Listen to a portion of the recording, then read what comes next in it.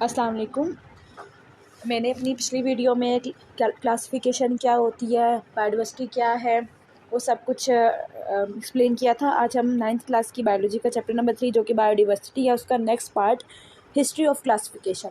Classification क्या है, classification के एम्स क्या हैं, प्रिंसिपल्स क्या हैं, ये मैंने अपनी पिछली वीडियो में डिटेल डिस्कस किए थे। आज हमारा जो टॉपिक है वो हिस्ट्री ऑफ क्लासिफिकेशन। हिस्ट्री का मतलब कि क्लासिफिकेशन में किस तरह से कितने साइंटिस्ट इन्वॉल्व और कितने लोगों ने अपना रोल प्ले किया। तो सबसे पहले जो अर्लीस्ट सिस्टम ऑफ क्लासिफिकेशन है, तो इनके सबसे पहले जो क्लासिफिकेशन का जो जिसने इंट्रोड्यूस कराया वो है एरिस्टोटल, ग्रीक फिलोसफर ने क्लासिफिकेशन को के बारे में बताया है। एरिस्टोटल पहला है जो इसने सिस्टम क्लासिफिकेशन का इंट्रोड्यूस करवाया। अब इसका वर्क क्या था, आप लोगों ने क्लासिफिकेशन के आप लोगों की बुक में काफ़ी डिटेल लिखी हुई है, मैंने उसमें से निकाल के बहुत से इंपॉर्टेंट जो पॉइंट हैं वो अपनी स्लाइड पे शेयर किए ताकि आपको ये याद करने में आसानी हो और समझने में आसानी हो। तो अगर एमसीक्यूज़ के भी हवाले से ये अगर आप ये मेरे लेक्चर सुन लेते हैं तो आप लोगों के एमसीक्यूज़ भी हिस्ट्री से क्लियर हो जाते हैं। और बहुत से लोगों को जो क्लासिफिकेशन की हिस्ट्री है ना, बहुत से स्टूडेंट्स को वो बोरिंग लगती है। तो मैंने इस वजह से बहुत चुन के जिसमें से अहम पॉइंट्स थे जो पेपर के हवाले से एमसीक्यूज़ के और थ्योरी के दोनों के अकॉर्डिंग इंपॉर्टेंट है। अच्छा, अब अर्लीस्ट सिस्टम किसने इंट्रोड्यूस कराया? एरिस्टोटल ने। उसका वर्क क्या था? Classify all organism in animalia and Plantae. उसने सिर्फ क्लासिफिकेशन के सिर्फ दो ही कैटेगरीज में, एक एनिमेलिया एंड दूसरा क्या था? प्लांटे। देन अबू उस्मान उमर, अब इसने क्या किया? डिस्क्राइब की 350 स्पीशीज़ ऑफ एनिमल्स की। अब इसने 350 स्पीशीज़ को सिर्फ और सिर्फ डिस्क्राइब किया एनिमल्स की। और उसने अपनी एक बुक लिखी लाइफ ऑफ आंट्स, जिसमें उसने आंट्स की जो लाइफ है उसको डिटेल में डिस्कस किया।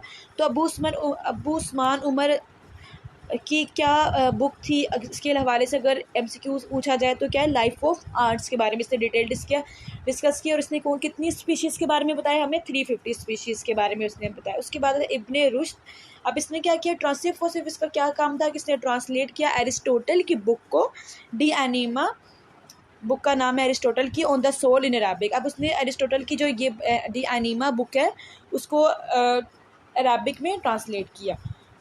देन हमारे पास आ जाता है 15th सेंचुरी में जितने भी साइंटिस्ट थे उन्होंने क्या काम किया।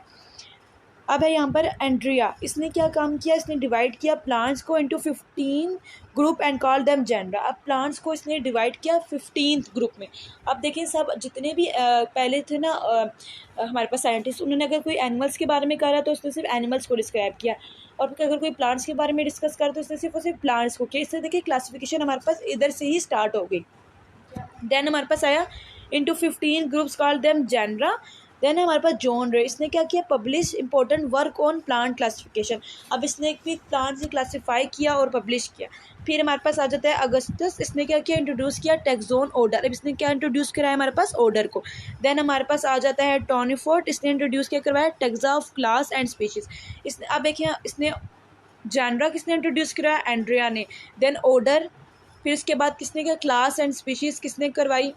देन हमारे पास कोरुलस लीनियस आ जाता है। अब जो कोरुलस लीनियस है ना, ये बहुत ही इंपॉर्टेंट है इस क्लासिफिकेशन के हवाले से।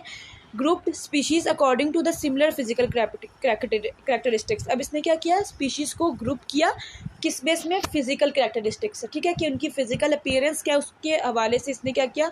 स्पीशीज़ को ग्रुप किया। देन हमारे पास आ जाता है कॉर्लिस लीनियस का काम। अब मैंने जहाँ आपको बताया था कि इस कॉर्लिस लीनियस का जो क्लासिफिकेशन के हवाले से इसका बहुत अहम किरदार है। अब इसने क्या किया? ही डिवाइडेड नेचर इन 3 किंगडम। इसने नेचर को 3 किंगडम्स में डिवाइड किया, minerals, vegetables and animals. Animals means क्या? जितने भी लिविंग ऑर्गेनिज्म जो दूसरों पर डिपेंड करते हैं फॉर फूड, ठीक है, जो अपना फूड खुद नहीं बनाते, यानी कि अगर हम सिंपल कहें तो जो फोटोसिंथेसिस नहीं करते, उसको इसने क्या दिया? एनिमल्स।